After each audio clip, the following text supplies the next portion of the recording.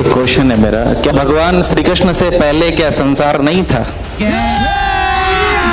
अभी मजा आएगा ना भिड़ो। परम ईश्वर भगवान श्री कृष्ण है, सच्चिदानंद विग्रह है, सभी कारणों के कारण है, वो अनादि है, उनका कोई आदि नहीं है। ब्रह्मा जी कह रहे हैं ब्रह्म संहिता में। क्या बात है सर, क्या बात है सर, क्या बात, ये बात है। अगर भगवान कृष्ण खुद ईश्वर हैं तो उन्हें ईश्वर की आराधना करने की क्यों आवश्यकता पड़ी? जाना है, आपके बहुत सारे प्रश्न हैं। आपने मूर्ख बना रहे हैं ये संत नकली लोग। क्या भगवान श्री कृष्ण से पहले संसार नहीं था? आज इसी सवाल को विस्तार से क्लियर करने के लिए हम आपके बीच दो संतों के आध्यात्मिक विचार लेकर आए हैं। इस आध्यात्मिक ज्ञान चर्चा में एक तरफ हैं मोहन प्रभु जी और दूसरी तरफ हैं संत रामपाल जी महाराज। इन आध्यात्मिक संतों में किसका ज्ञान उत्तम है? कमेंट करके हमें अपनी राय अवश्य दें। अगर इस चैनल पर आप पहली बार आए हैं तो फटाफट से वीडियो को लाइक और चैनल को सब्सक्राइब जरूर कर दें। तो चलिए वीडियो शुरू करते हैं। एक क्वेश्चन है मेरा, क्या ईश्वर से बड़ी इस संसार में कोई सत्ता है? अगर ईश्वर से बड़ी कोई संसार में सत्ता है तो वो ईश्वर ही है, क्योंकि ईश्वर से बड़ी कोई सत्ता है नहीं। ईश्वर का कोई आकार हो सकता है? हाँ जी, क्या ईश्वर का कोई आकार हो सकता है? देखिए, आप सबसे रिक्वेस्ट है जो इस प्रकार के प्रश्न पूछ रहे हैं वो भगवत गीता पढ़िए, श्रीमद् भगवत गीता यथारूप, उसमें सारे प्रश्नों का उत्तर आपको मिलेगा। गीता ज्यादा ऊपर है या वेद ज्यादा ऊपर है? वेदेश सर्वेरहम एव वेद्यो वेदांत कृत वेद वेद। संस्कृत में बोलेंगे तो सिर्फ मुझे समझ आएगा। भगवत गीता में भगवान कह रहे 15 अध्याय के 15 श्लोक में क्या कह रहे हैं कि वेदों के द्वारा तो मुझे ही जाना है, वेदों की रचना मैंने की है, वेदों का संकलन करता मैं ही हूँ, वेदांत भी मैं ही हूँ। तो ईश्वर है ना वेदों की रचना करने वाला? यानी भगवान श्री कृष्ण अपने बारे में बता रहे हैं। तो भगवान श्री कृष्ण से पहले क्या संसार नहीं था? संसार की उत्पत्ति भगवान से हुई, इसलिए भगवान गीता में कह रहे हैं हम सर्वस्य प्रभो भगवान। एक मिनट गुरु जी, और भौतिक जगत का भगवान गीता ने तो 5000 वर्ष पहले कहा है। उससे पहले जब गीता नहीं थी, ओनली फॉर वेद, वेद का ईशोपनिषद पढ़िए, ईशावास्मिदं सर्वम यत्किंच जगत्याम जगत। चौथे अध्याय में भगवान कृष्ण बोल रहे हैं अर्जुन गुरु जी, गीता से पहले वेद था। मेरे प्रश्न, आपके प्रश्न का उत्तर तो देने दीजिए मुझे। आप कह रहे हो कि भगवत गीता पहले 5000 साल पहले बोली गई। भगवान कृष्ण स्वयं गीता में बोल रहे हैं चौथे अध्याय में, इमं विश्वते योगम प्रोक्तवान अहम अव्ययम, मैंने ये दिव्य ज्ञान सूर्य देव विश्वान को दिया 12 करोड़ साल पहले, 5000 साल पहले नहीं। आप बताइए, ये उनके अंदर भगवान कृष्ण ने सूर्य देव विश्वान को दिया। और सबसे पहले भगवान ने दिव्य ज्ञान सृष्टि की प्रारंभ में, जिसका उल्लेख श्रीमद् भागवत में मिलता है, ब्रह्मा जी को दिया। और बताइए, ऐसा नहीं है, ईश्वर ने सृष्टि के आदि काल में मात्र 4 ऋषियों को वेदों का ज्ञान दिया और भगवान कृष्ण खुद वेद पढ़ करके गीता जैसा अमर ग्रंथ बोलने के काबिल हुए, ऐसा शास्त्र प्रमाण है। शास्त्र में कहीं भी इस प्रकार का वर्णन नहीं है। क्या भगवान दिखा दीजिए पहले। क्या भगवान नहीं, भगवान राममान नहीं थे? उन्होंने तो गीता का अध्ययन नहीं किया, गीता का अध्ययन नहीं किया। गीता का अध्ययन भगवान को करने की आवश्यकता नहीं है, क्योंकि वो भगवान है। गीता का अध्ययन आपको और मुझे करना होगा। क्यों? एक मिनट गुरु जी, भगवान का अर्थ क्या होता है? गीता का अध्ययन भगवान का अर्थ क्या होता है? मुझे करना है। भगवान का अर्थ क्या होता है? एक परिवार के लिए पति भगवान नहीं होता?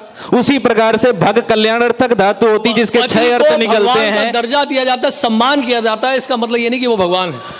भाई, परिवार के लिए वो भगवान है। भगवान कृष्ण ने पूरे संसार के लिए कल्याण का काम किया, वो संसार के भगवान है। इसी प्रकार से आप देखिए, कोई कुल भगवान होते हैं, कोई गांव के भगवान का मतलब ये है कि आप संसार के अच्छे काम करने लगो, आप भगवान बन जाओगे। ईश्वर भगवान नहीं हो सकता। दोनों के बहुत बड़े अंतर है, मैं इसको व्याकरणिक अर्थ से निकाल सकता हूं। ईश्वरा परमा कृष्ण सच्चिदानंद विग्रह अनादिरादिर गोविंदा सर्व कारण कारण। परम ईश्वर भगवान श्री कृष्ण है, सच्चिदानंद विग्रह है, सभी कारणों के कारण है, वो अनादि है, उनका कोई आदि नहीं है। ब्रह्मा जी कह रहे हैं ब्रह्म संहिता में। अगर भगवान कृष्ण खुद ईश्वर हैं तो उन्हें ईश्वर की आराधना करने की क्यों आवश्यकता पड़ी? जाना है, आपके बहुत सारे प्रश्न हैं, आप कभी समय लेकर हमारे पास आइएगा, क्योंकि बहुत सारे। मेरा एक ही प्रश्न और है, अगर भगवान कृष्ण खुद ईश्वर हैं तो उन्हें ईश्वर की आराधना करने की आवश्यकता क्यों पड़ी? भगवान कुछ भी कर सकते हैं। भगवान तो अर्जुन का रथ भी चला सकते हैं, भगवान शिव जी को जल भी चढ़ा सकते हैं।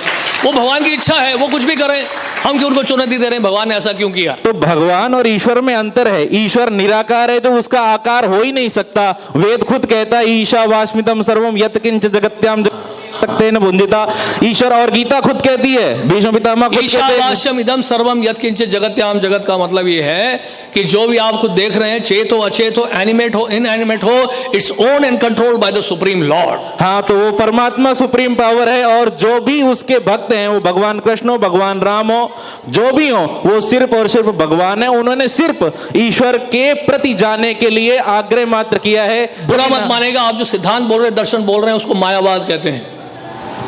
वो तो और हमारे शास्त्रों में दर्शन का अर्थ ही क्या है? मायावादी भाष्य सुने होए सर्वनाश। दर्शन का अर्थ ये दर्शने नीति दर्शनम, जो हमें दर्शन करा दे उसी को दर्शन कहते हैं। भगवद गीता में 12वें अध्याय में भगवान कह रहे हैं, क्लेशो अधिक मेरा एक ही क्वेश्चन है, क्या गीता से पहले जीवन नहीं था? जो निर्विषय निराकार ब्रह्म के ऊपर ध्यान लगाता है, ऐसा मार्ग बड़ा कठिनाइयों से बीतता है। क्या गीता से पहले जीवन नहीं था? गीता से पहले जीवन था जो भगवान के द्वारा निर्देशित था।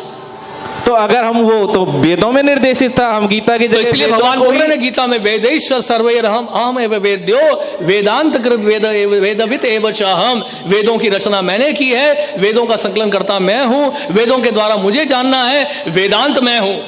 ईश्वर का न कभी जन्म होता है, न कभी वो मरता है। भगवान कृष्ण का जन्म हुआ है, इसलिए भगवान गीता के 4वें अध्याय में कह रहे हैं, जन्म कर्म च मे दिव्यम, हो सकते महान पुरुष, जन्म कर्म च मे दिव्यम एवं यो वेति तत्वतः त्यक्त्वा देहम पुनर्जन्म नैति मामेति स अर्जुन। भगवान कहते हैं मेरा जन्म और मेरा कर्म दोनों ही दिव्य है। तो भगवान कृष्ण जी का तो जन्म हुआ है, भगवान कृष्ण का तो जन्म हुआ है, जन्म हुआ है। सूर्य देव प्रकट होते हैं, सूर्य देव अप्रकट होते हैं। सूर्य देव का जन्म होता देखा आपने? सूर्य अनादिकाल से है। हाँ, तो इसी तरह से भगवान कृष्ण भी अनादिकाल से है। मेरा एक ही मानना है कि ईश्वर से बड़ी ना किसी भगवान की सत्ता है, ना कोई जो जन्म लिया है वो मरेगा, ये सार्वभौम सत्य है। इस कारण से भगवान कृष्ण ने भी जन्म लिया, वो भी महान पुरुष हुए, ईश्वर नहीं थे। उन्होंने संसार के कल्याण के लिए बहुत सी उपदेश दिए, या बाबा तुलसी ले लो, वाल्मीकि ले लो, व्यास जी ले लो, इसी प्रकार से वो भी थे। अगर हम उन्हें निराकार मानेंगे, निराकार का कोई आकार नहीं हो सकता, ईश्वर ही निराकार है, बाकी सब उसके भक्त हैं। ऐसे संसार में कौन सी व्यक्ति है जो निराकार से निकली हो? बताइए मुझे, क्या चीज ऐसी कौन सी वस्तु है जो निराकार से निकली हो, जिसकी उत्पत्ति निराकार से हुई? बताइए बताइए। सूर्य जो है, सूर्य का प्रकाश से सूर्य निकला है, या सूर्य देव से सूर्य जो है, सूर्य ग्रह से सूर्य का प्रकाश निकलता है? अगर आप केन उपनिषद पढ़ेंगे, ये लाइट बल्ब से आ रही है, लाइट से बल्ब निकल रहा है। पहले लाइट आई है ना, पहले लाइट, एक मिनट, पहले लाइट आई है। हम प्रकाश सर्वस्य योग माया समावृता मूढ़ो अयम ना भी जानाति लोको माम अजम अव्ययम। भगवान कह रहे हैं योग माया के द्वारा ढक देता हूं मैं अपने आप को, और जो मूर्ख व्यक्ति है मुझे नहीं समझ पाते।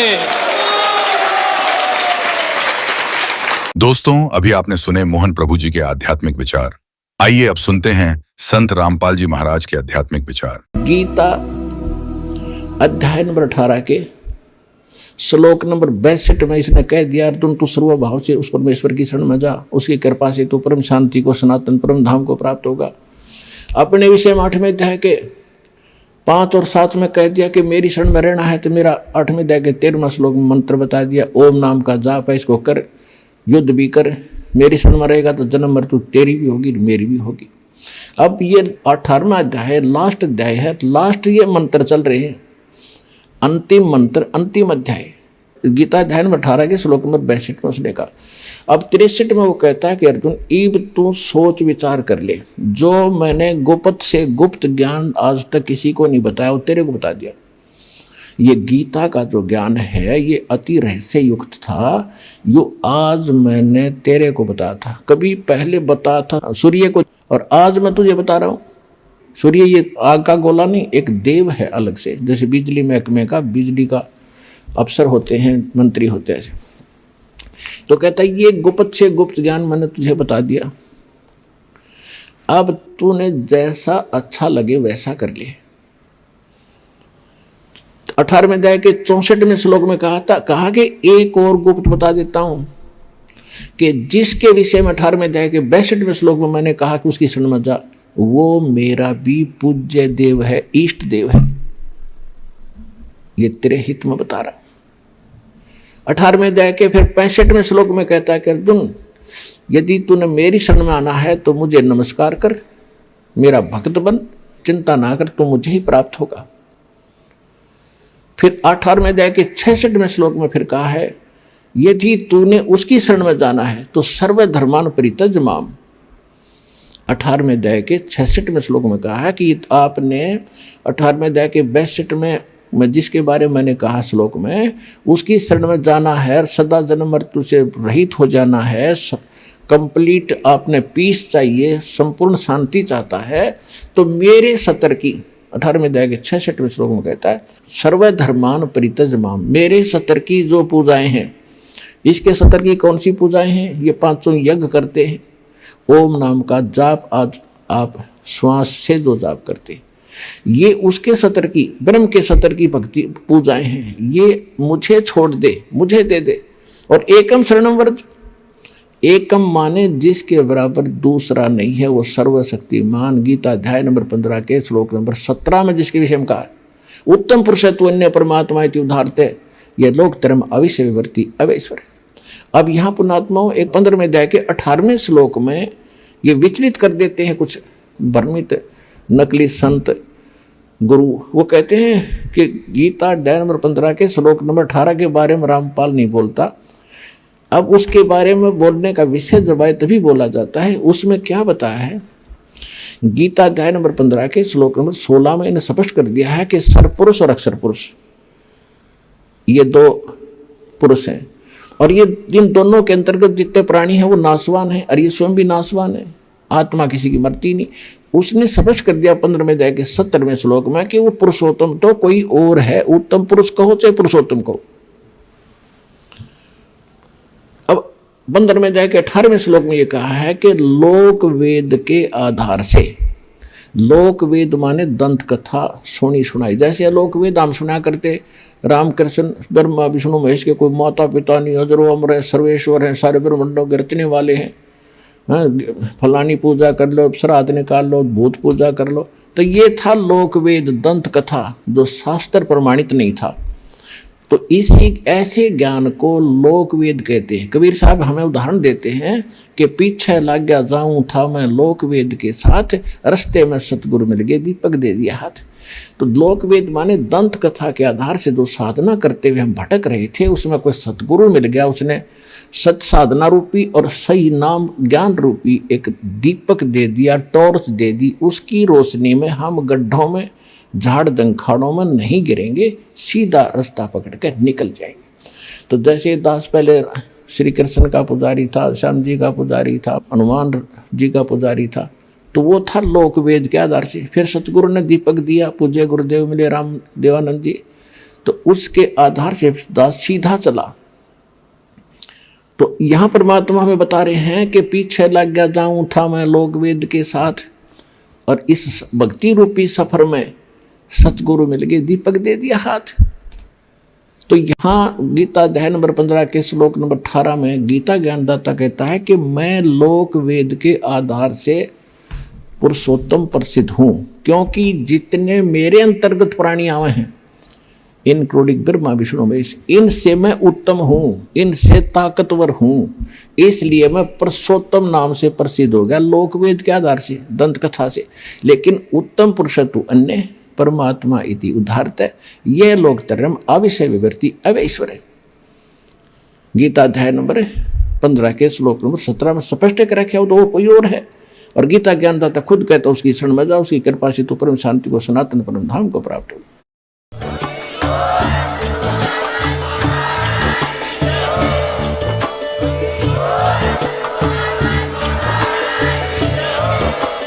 आप सुन रहे थे जगत गुरु तत्वदर्शी संत रामपाल जी महाराज जी के मंगल प्रवचन। अधिक जानकारी के लिए विजिट कीजिए हमारी वेबसाइट www.jagatgururampalji.org। संत रामपाल जी महाराज जी के शुभ आशीर्वाद से पूरे विश्व भर में 500 से भी ज्यादा नाम दीक्षा केंद्र हैं, जिन पर संत रामपाल जी महाराज जी द्वारा ऑनलाइन निशुल्क नाम दीक्षा दी जा रही है। अपने नजदीकी नाम दीक्षा केंद्र का पता करने के लिए संपर्क करें 8222880541।